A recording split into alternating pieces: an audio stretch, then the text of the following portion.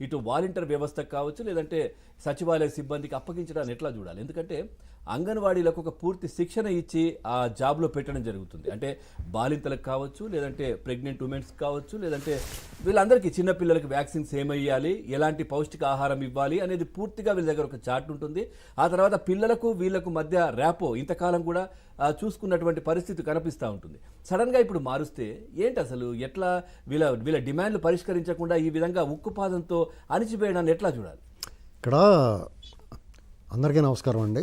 ఇప్పుడు ఈ ప్రభుత్వం వైఖరి ఎలా ఉందంటే అండి, వాళ్ళు ఏమైనా చేసుకుంటా పోతారో, ఎవరో కూడా అసంతృప్తి కానీ నిరసన కానీ చెప్పడానికి వీల్లేదు అనేటువంటి ప్రధాన ప్రతిపక్షాల మీద, ప్రజా సంఘాల మీద, ఉద్యోగులు ఉపాధ్యాయ సంఘాల మీద, అందరి మీద కూడా అదే వైఖరిలో ఉన్నారు వీళ్ళు.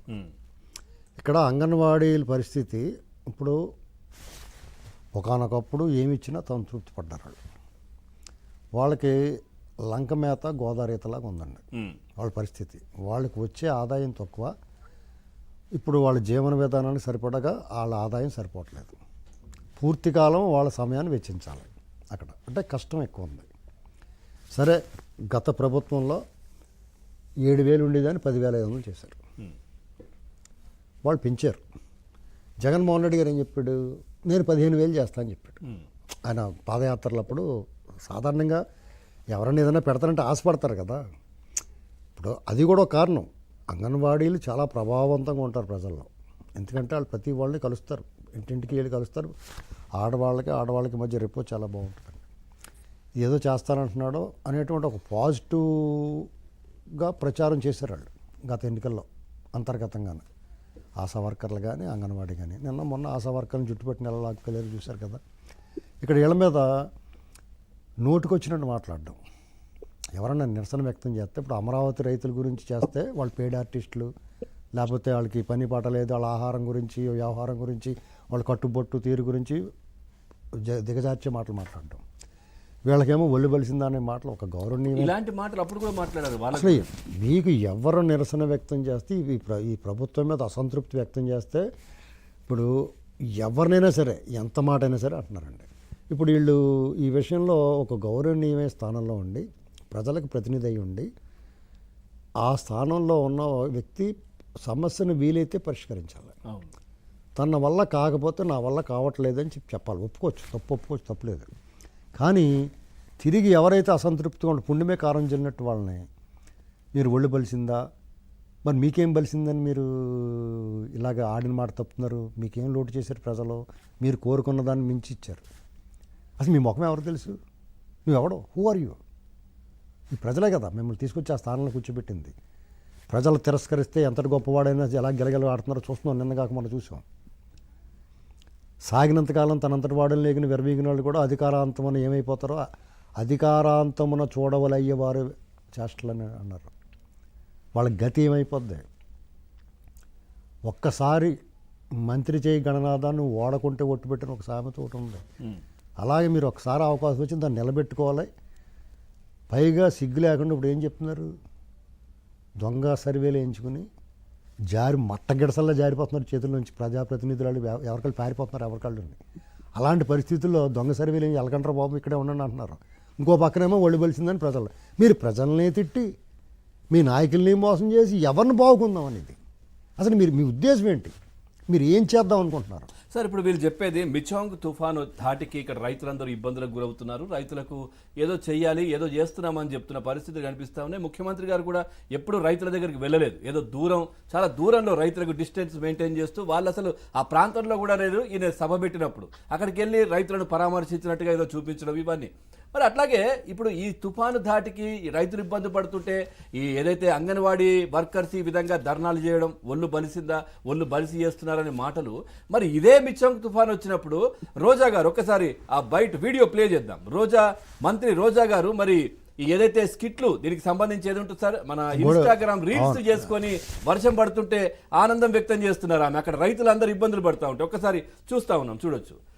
ఏదైతే మిచాంగ్ తుఫాను ధాటికి రైతులందరూ విలవిలలాడుతూ ఉంటే, ప్రజలందరూ అస్తవ్యస్తమైపోయి వాళ్ళ జనజీవనం స్తంభించిపోతే, మంత్రి రోజా గారు డ్యాన్సులు వేస్తున్న దృశ్యాలు మనం చూస్తూ ఉన్నాం. మరి దీనికి ఏం చెప్తారు అధికార పార్టీ వాళ్ళు?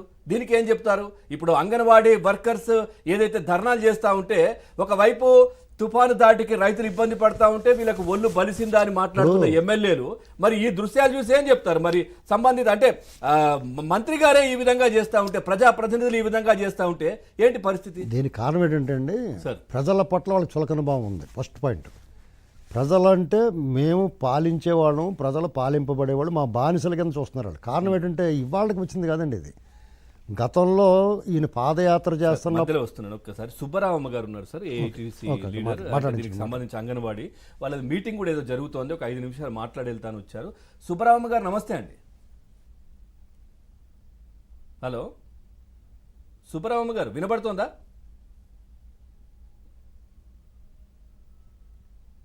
హలో సుబ్బరామమ్మ గారు,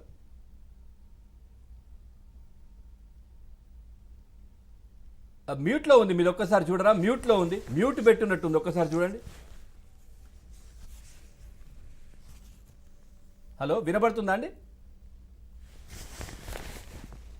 రైట్, ఒక్కసారి చెక్ చేయండి సార్, కంటిన్యూ. ఇప్పుడు వాళ్ళకి చులకన భావం ఉంది ప్రజల మీద. గతంలో నేను పాదయాత్ర చేసిన తిత్లీ తుఫాను వచ్చింది.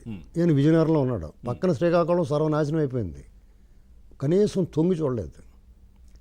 హుదూద్ తుఫాను అప్పుడు అంతే, అతను సినిమాలు కట్టపోయాడు. అసలు కరోనా విలయ తాండం కదా, ప్రపంచాన్ని గజగజ వణికించింది కదా. అక్కడ కాళహస్తి ఎమ్మెల్యే వాళ్ళు ఊరేగింపులు, అట్టహాసాలు. ఈ రోజా గారు కూడా అప్పుడు అసలు ప్రజలు పక్కన ఆక్సిజన్ అందుకు సుబ్బరామమ్మ గారు వాయిస్ వస్తుందా? రైట్, కట్ అయింది సార్, కంటిన్యూ. ఊపిరి ఆడక గిలగలాడుతుంటే వీళ్ళకి మాత్రం ప్రత్యేకించి ఏర్పాట్లు, వీళ్ళు చేసిన కార్యక్రమాల వల్ల అనేక మంది మళ్ళీ కరోనాతోటి బలైపోయారు. వీళ్ళని వాళ్ళు ఇంత మ్యాండేట్ వచ్చేటప్పటికి ప్రజల పట్ల వాళ్ళకి మ్యాక్సిమం వాళ్ళ పట్ల తేలిక భావం వచ్చేసింది. ఇక మమ్మల్ని మించిన వాళ్ళు లేడు అనుకుంటున్నారు. చింత చచ్చినా పులుపు అంటే గుర్తొచ్చింది సార్, కరోనా సమయంలో ఇదే మంత్రి రోజా అనుకుంటా ఏదో చిన్న ర్యాలీ కూడా ఏదో ర్యాలీ తీశారు. బియ్యం మధుసూదన్ రెడ్డి దేనికో తీశారు, కాళహస్తిలో ర్యాలీ తీశారు. దాంట్లో ఆ తర్వాత అక్కడ చాలా మంది కరోనా వచ్చింది. ఇప్పుడు ఇక్కడ బాధ్యత లేకుండా వ్యవహరించారు మంత్రులు. అసలు బాధ్యత అనేటువంటి పదానికి అర్థమే తెలియదండి. వాళ్ళకి బాధ్యత అన్న పదమే తెలియదు వాళ్ళకి. లేకపోతే ఎందుకు అలాగ ఉంటారు? ఆ మాట ఎందుకు మాట్లాడతాడో. రేపు ఎల్లుంటే 2-3 నెలల్లో వాళ్ళు దుకాణం సర్దుకుని ఇంటికి వెళ్ళిపోయి బట్టలు సర్దుకుని రెడీగా ఉన్నారు ఇంట్లో వాళ్ళందరూ ఉన్నాయి. ఎప్పుడు వెళ్ళిపోతాం బయటకని అటువంటి మాట మాట్లాడచ్చు అతను. ఒళ్ళు బలిచింది అనేటువంటి మాట మాట్లాడుతూ మీరేం పీకుతున్నారు? ఇప్పుడు బోటు మునిగిపోయింది, సంబంధిత మంత్రి మాట్లాడడం, విషవాయువులు వచ్చినాయి, సంబంధిత నాయకులు మాట్లాడరు. హత్యలు చేసి ఇంటికి డెలివరీ చేస్తారు, దానికి సంబంధించిన వాళ్ళు మాట్లాడరు. గేట్లు కొట్టుకుపోతాయి, వరదలు వస్తాయి, కరువు వచ్చింది. అసలు ఇలాంటి దుర్మార్గంగా ప్రకృతి ప్రజల మీద పగబట్టినప్పుడు వాళ్ళకి తోడు మీరయ్యి తిరిగి వాళ్ళకి ఓదార్చి వాళ్ళకి ఏదైనా చేయాల్సింది పోయి, వాళ్ళకి తోడుగా నిలబడాల్సింది పోయి, చేయూతనివ్వాల్సింది పోయి, మీరు తిరిగి ఇలాగ వాళ్ళ మీద మాట్లాడటం ఏంటి? అన్నమయ్య ప్రాజెక్టు కొట్టుకుపోయినప్పుడు ఇప్పటికీ కూడా నష్టపరిహారం లేదు, అక్కడ చనిపోయిన వాళ్ళకి ఏ విధమైనటువంటి పరిహారం ఇచ్చిన పరిస్థితి లేదు. ఒకసారి సుబ్బరామమ్మ గారితో మాట్లాడదాం సార్. సుబ్బరామమ్మ గారు నమస్తే అండి. హలో మ్యూట్లో ఉంది, ఒక్కసారి చూడరా? మ్యూట్లో ఉంది, ఒక్కసారి చూడండి, మ్యూట్ ఉంది, ఒక్కసారి మ్యూట్లో ఉంది చూడండి. సుబ్బరామ గారు మ్యూట్, అన్మ్యూట్ చేయండి.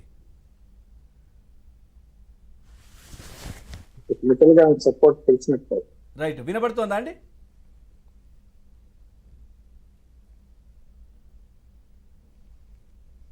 హలో సుబ్బరామ గారు, రైట్, ఒక్కసారి చూద్దాం. ఆ తర్వాత శ్రీనివాస్ చౌదరి గారితో మాట్లాడదాం. చౌదరి గారు